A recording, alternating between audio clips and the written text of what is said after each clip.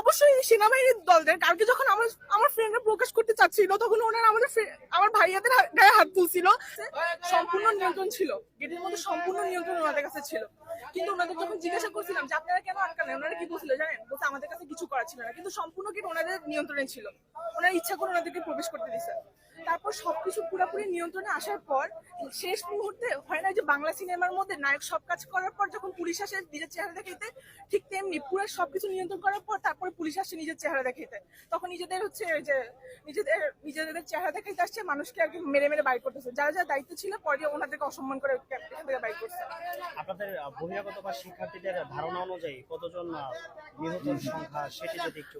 আমাদের স্কুলের মধ্যে যদি আমি পার ক্লাসরুম বলি, কম করে হইলে 30 জনের অধিক স্টুডেন্ট থাকে পার ক্লাসে। যেহেতু আপনি আসলে অনেকগুলো ক্যাম্পাস দেখতেছেন, ক্লাসরুম গুলো মোটামুটি অনেকটা বড়। আমি বুঝি না কিভাবে ওনারা বলতেছে যে মাত্র 21 জন শিক্ষার্থী নিহত হয়েছে।